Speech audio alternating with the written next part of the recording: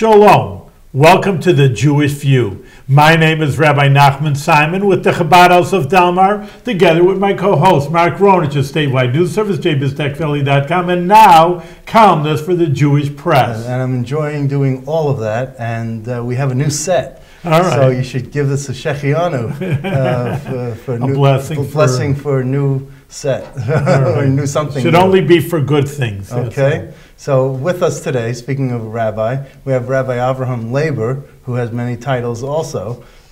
He's the co-founder of the Southern Rensselaer Chabad, and the runs a website, jewishdata.com. And then you also have a fancy for bees.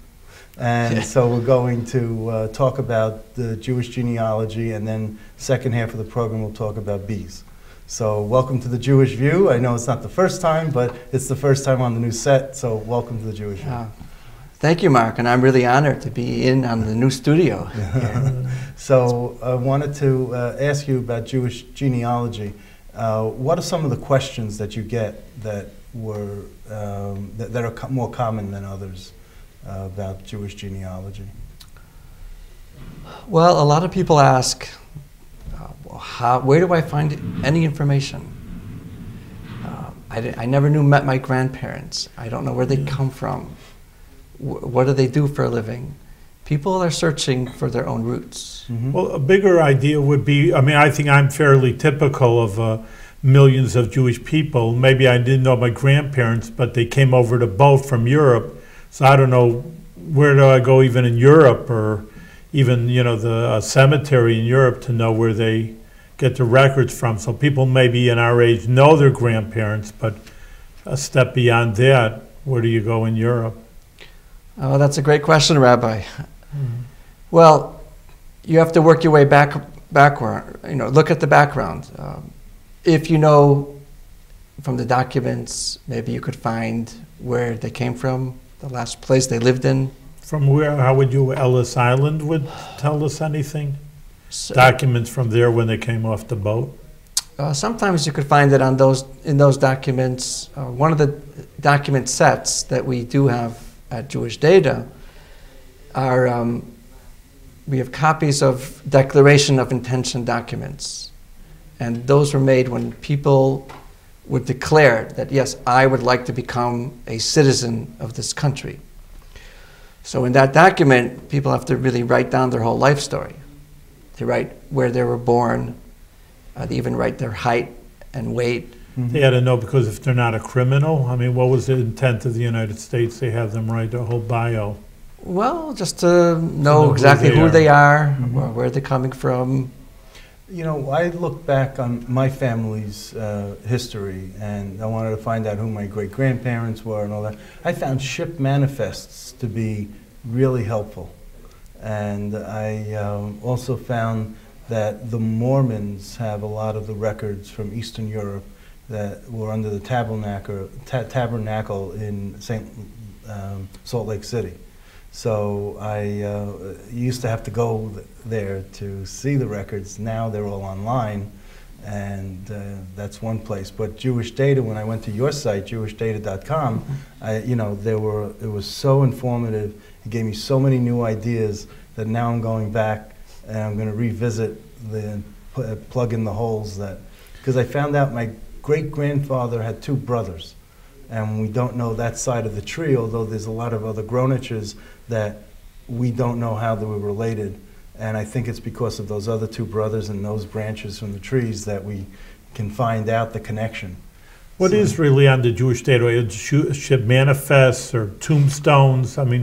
I haven't, maybe I should be on it also, but I haven't. And so tell our viewers also, what does it contain? Really, the name of the website is Jewish Data. So it's a gateway for all types of data. So we try to get all types of records up there, but the main categories that one will find one is Jewish tombstones, and that is close-up images of each tombstone. So whatever's on the tombstone. From Europe also? Mainly from the U.S., but we do have quite a collection from Israel from Germany, some going back hundreds of years ago. That's an important question also, because we all know that in World War II, the Nazis took over really the whole Europe, from France all the way into Russia. Did they leave intact records and tombstones? They destroyed Jews, so who knows what they could have destroyed everything. It seems like for the most part, in Germany, the Germans, they pretty much limited their main efforts to live Jews. And surprisingly, if you go today and you'll tour through different cities in Germany, you will find many more Jewish tombstones in Germany than you will find in Poland, Lithuania, or Ukraine, Lithuania, all those. There's just a lot more that's left intact in Germany. Nice. And in Poland and in Ukraine, there's actually very little. Well, there's a gentleman locally here, Dr. Michael Lozman. I don't know if you know him, but sure. He is, fixing up and giving a new life, so to speak, to cemeteries in Eastern Europe, in Lithuania, and a couple of other countries. But he's very into this, and he takes students overseas, and as an educational process, and they clean up cemeteries that have fallen tombstones. Apparently, it seems like when a tombstone falls, and it falls on the face, that preserves the writing a lot more than if it was weathered and it was facing up. Exactly. But you see what he's dealing with. I know the Dr. Lozman, they're coming to fields that you don't see anything, but they just know that from the board that this is the border, this was a Jewish cemetery, and then they dig and they find different things until they actually kind of bring it alive. Right. But what we do, put a fence around it also. Right. Yeah. We work mainly with those Jewish cemeteries that are visible, or you see when you walk by. So we're trying to preserve that which a person could see, and we save that with an image. But his efforts should be a big boom to you because you can't see it, and when he brings it back to life, now you can, and those pictures maybe should be connected to your website in some way. I'm just thinking. Yeah, we do have plans for that. We did speak with him. It just didn't happen all the way, but we definitely are interested in his work. And it's phenomenal. Very valuable. Sure. Yeah. So what about the different symbols? I know that you have something on your website that refers to symbols. Oh, sure. Well, Mark, one I'm sure you know as a Kohen, you have the famous hand symbol, which is a symbol of the way it's a mitzvah, it's a commandment for the Kohanim, for the Kohens, to bless the people. And when this was done, they would hold their hands in a special way. And that is one of the famous symbols that you'll find on Jewish tombstones. And that means that this male is a Kohen. The deceased. Yeah. In that, yeah, okay. Person. So let me ask you. It's interesting. I noticed that different countries honor the deceased in different ways. So, for example, I noticed a lot of Russians. They have elaborate tombstones, and they make them polished black, and they put pictures of the deceased, and it's just amazing. Designs I noticed mainly for the Russians. Is that something you found, or is that just my imagination? Well, I think you're right about some of the Russian Jews. I think they kind of adopted that custom, not from their Jewish tradition, but mainly just from what people do, where they come from. It's not really a known Jewish practice. Because their tombstones are not just square. I mean, they're curvy. They have a lot of, almost like they're designing something. It's not just a flat, either a footstone or a headstone. I don't know if that makes a difference to different shapes. I didn't know. But one thing is the picture really isn't, according to Torah Judaism, is not, to show. Yeah, you can make it curvy or whatever. Right, but you shouldn't put a picture on there. It's usually not done, although we have a lot of records from Chicago, and some of those even old ones, some of them do have a Picture. picture. Does that say Picture. something about the person, that their family was not necessarily Orthodox, or does it say that maybe they're Reform, or does it Doesn't send really some sort say of- that much. Doesn't say, you know, okay. What about determining a year of death? You have that on your website. It's, you know, it says close examination of some inscriptions helps to decipher puzzling elements.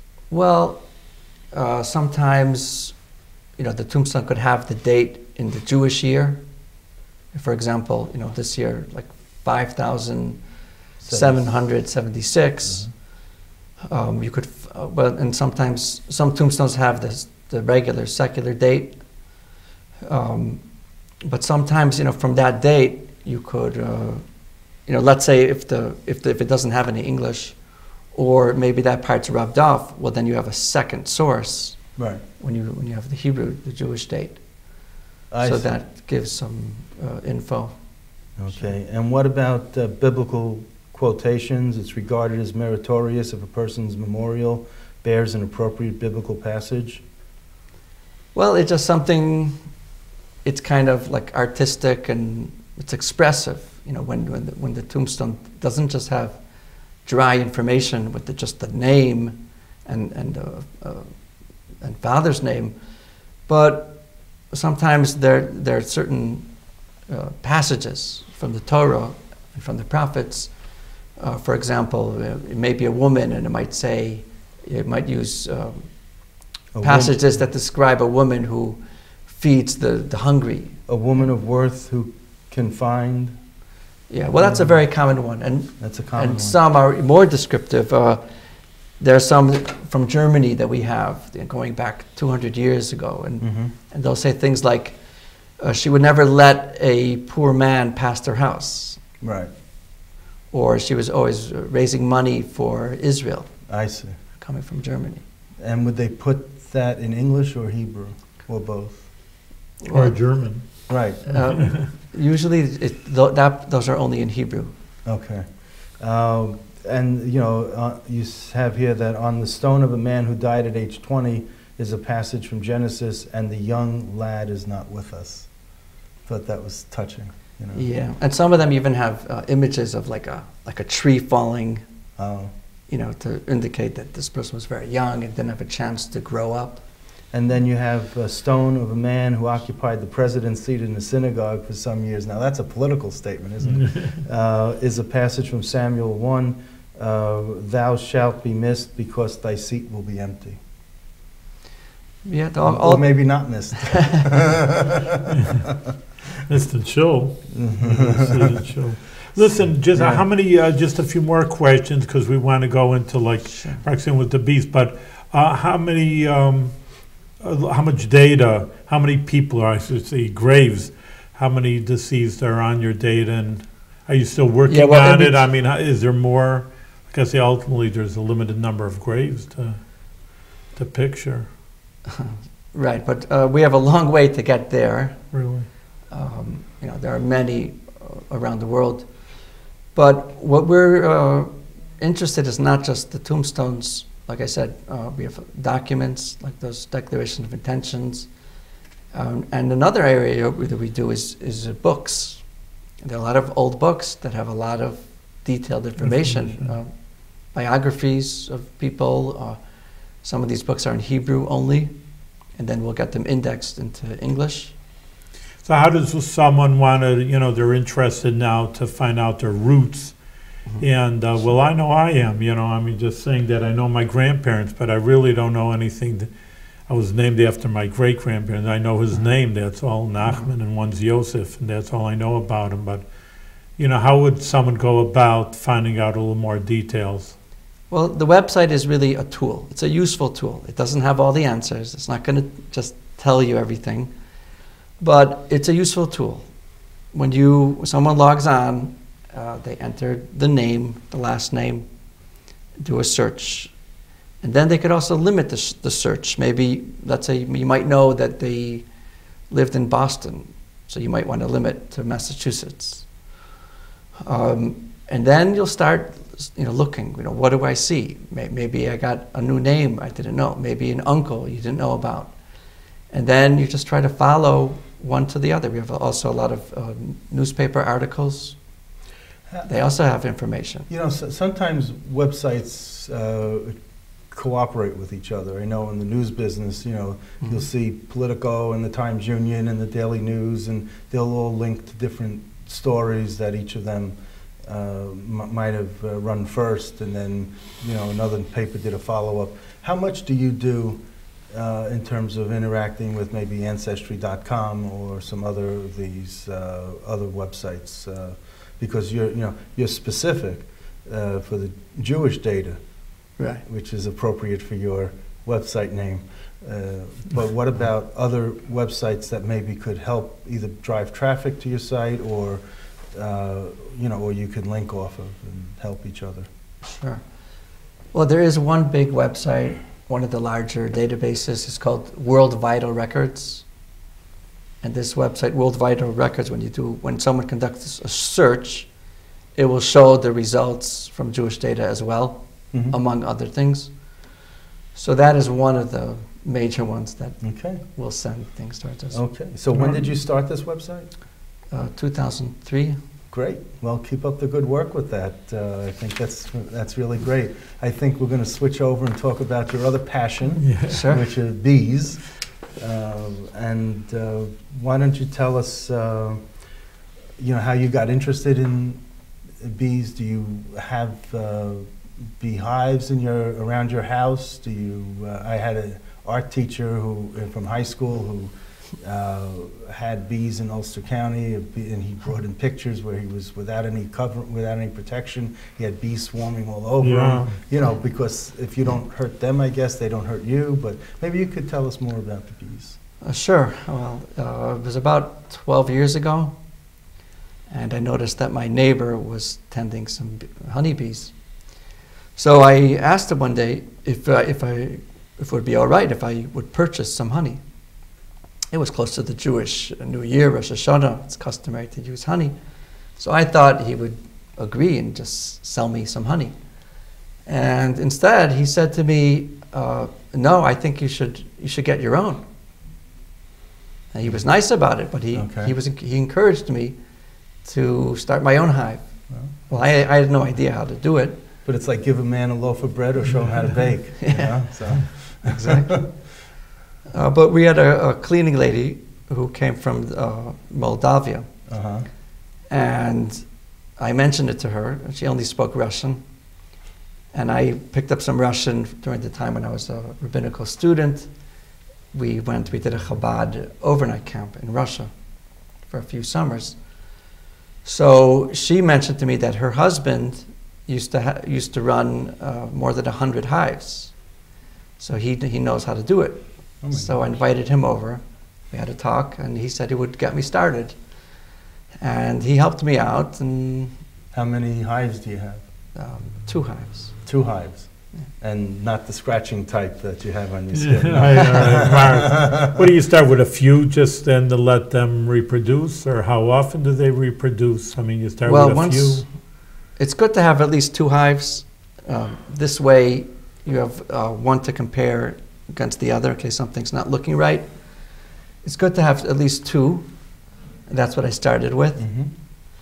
And normally, once it gets started, if nothing goes wrong, they should be all right to continue. In other words, they should continue on for years. But there are no guarantees, and sometimes things go wrong. For example, last winter, when we had that real cold stretch, it knocked out my honeybees. Really? And so do you have any now? Did you? Well, I had to order some new ones. Oh, you ordered them? Let me ask you, what Mark was bringing out also, but, I'd hear bees, and I say, I'm staying away, I'm not going to get stung. I mean, did you ever get stung? Well, there's really a misconception. Honeybees are very peaceful. These are not, the ones that most people are annoyed by, those are, for the most part, not honeybees. For example, a lot of people associate sitting in the sukkah the holiday of Sukkot. Yeah. Sitting in the sukkah, people associate it, well, when it's warm, or The places bees, that it's yeah. warm, they get bees and they bother them. But those are really not honeybees. Those are usually wasps. Yeah. Not killer bees. Wasps look for anything sweet. Okay. But honeybees, they're looking for nectar Uh-huh. and honey. Well, look for nectar that they make into honey. So they don't come into our sukkah, which is really very close to them. So the honeybees are busy. They are working. They're not bothersome really. So that's why they go on people's arms and They're people working. aren't Well, I mean, scared. I have gotten stung, Yeah. but it's in the course of, going up to their hive and opening it up, and it's kind of threatening to them when you go up there and you start taking their house apart.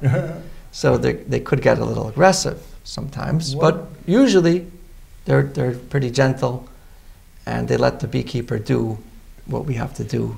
There's peacefully. a colony collapse syndrome. I'm sure you're aware of. Yeah. I'm not. What is it? What it is that all of a sudden bees disappear and they don't know why.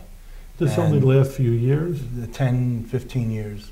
And there was a big scare because bees pollinate. And if you don't have the bees, they might wipe out, let's say, California's vegetable crops. There's so much of an agriculture that's dependent on bees. It's really a real life source, a continuation of life. Right. So I was wondering if you could tell us a little about your experience with colony collapse syndrome, if you had any. Well, I did have more difficulties in the past few years, over, let's say 8 years ago. So there's something's going on. I can't tell you exactly what it is. No one but I can. think I think it may be some of the pesticides are becoming more harmful to honeybees. So I think that is part of the threat. It's better to keep things pure, more natural. A lot of people use very heavy chemicals on their lawn, and if they would just mow it more often, they wouldn't need all these chemicals. It would stay weed-free.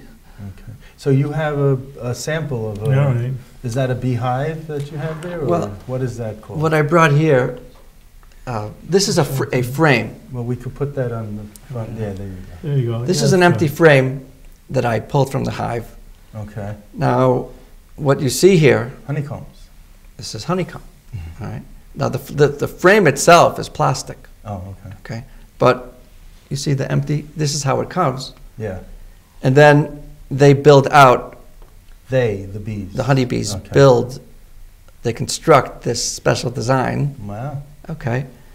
Because it follows, I don't know if people could see it on the TV, but the imprint, the plastic it has an imprint of hives. If you would make a different design, they would go according to the design. What if it would be triangles? No, They they would wouldn't do go- the same thing. Really? But you see, this is very important because this becomes the home Right. where all activity takes place. Right. Now, when I say, in other words, this is not only for our honey.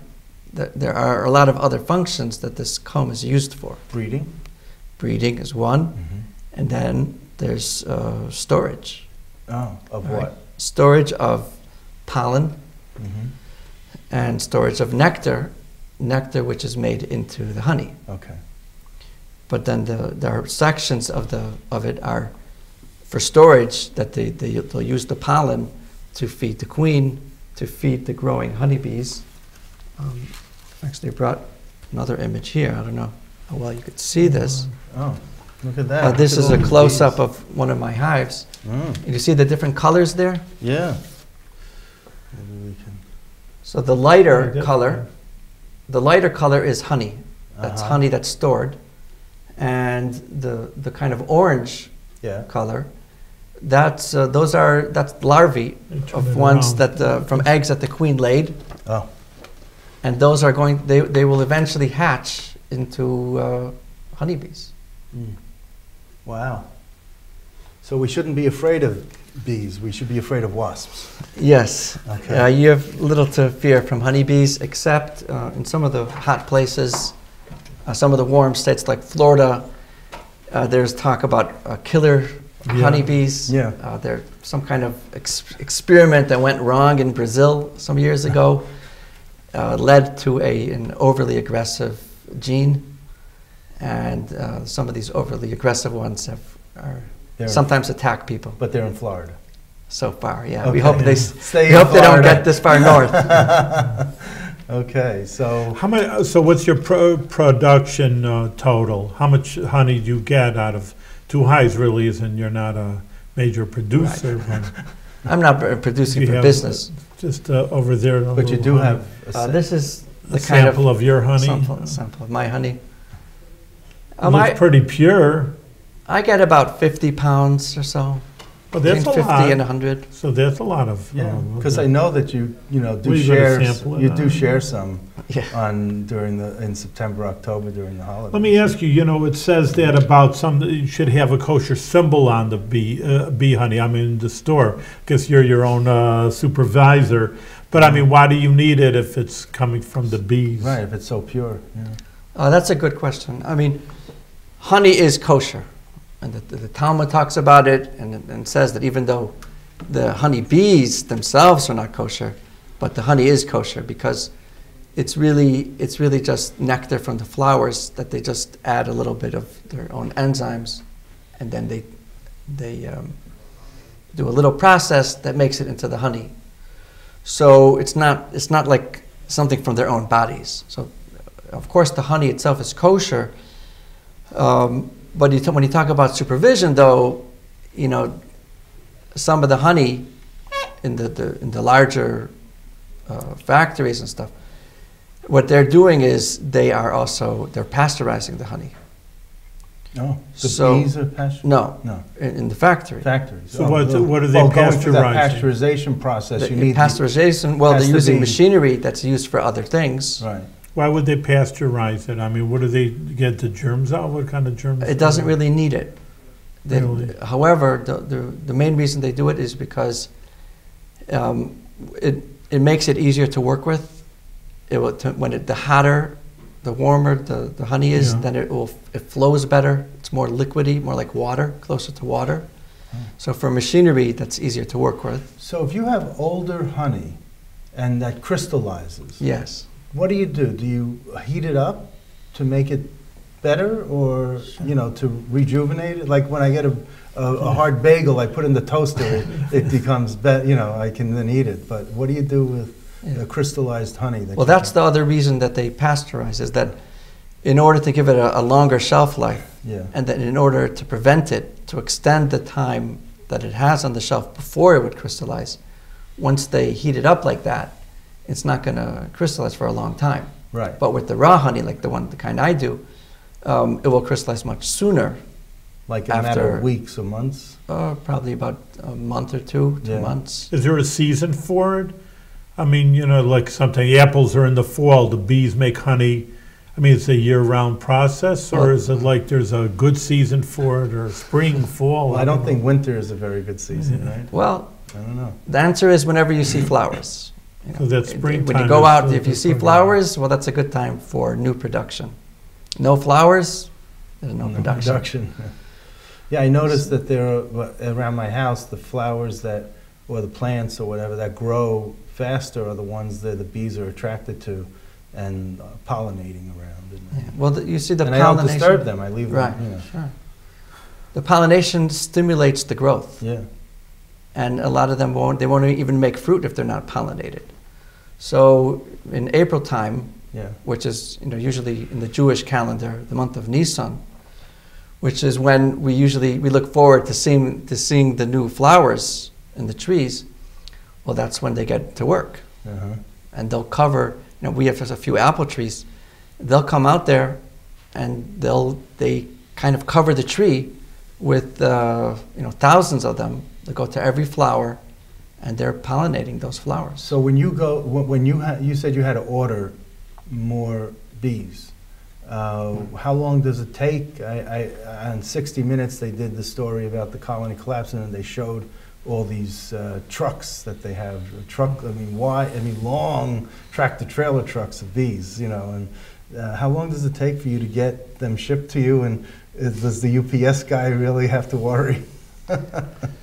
Well, well, the UPS, they wouldn't worry, but they don't usually come by UPS. Okay. What you're talking about is some people, they'll move thousands of hives. Right. They'll move them like from here, this area where it gets really cold in the winter, usually, not this year, but they'll move them to the warmer places like Georgia or Florida. Right. And then they'll bring them back in April time. So if one of those trucks, if something rolls over, well then it'll spill onto the highway. But Okay, normally it's fine. So how long does it take from when you order bees to come to you? Well, just as long as a truck would They'll drive wait for a few days. Right, So but a few days. It's a few days, so we're not talking a long time. Okay. Yeah, yeah. Well, people want to minimize that. They don't want to go for too long. Okay. But I wanted to mention, I don't know how much time we have, Yeah, but a few seconds. one thing is that, Mark and Rabbi, you know how this year is a very special year of Hakhel. Uh-huh. That every 8th year in the Jewish calendar, all Jewish, it's a mitzvah. Right. Everyone would gather together in the temple and they would listen to the Torah being read by the king.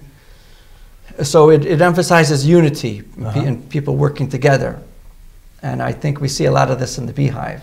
Yeah. Because they also have a busy king. as a bee. They have a king, which is really a queen. Right. And in this picture here, this is the queen. Okay. All right? And there's only one queen in the hive. Right. Exactly. All right? But the queen creates the spirit of the hive. Mm-hmm. So it's kind of like the people accepting a king. Okay. All right? So it's like the Jewish people accepting the king, which really reflects the fear of God. Uh-huh. And you see it in the beehive, the way they're all working together. Right. I mean, one honeybee could really accomplish very little.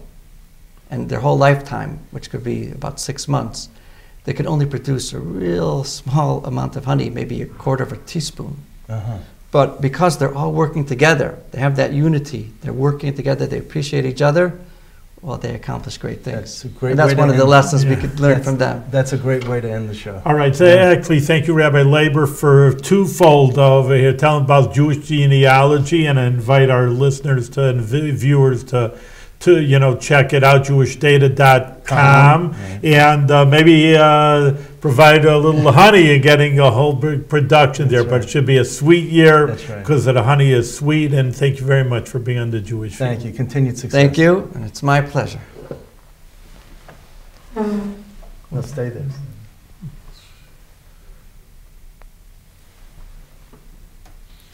All right, good job.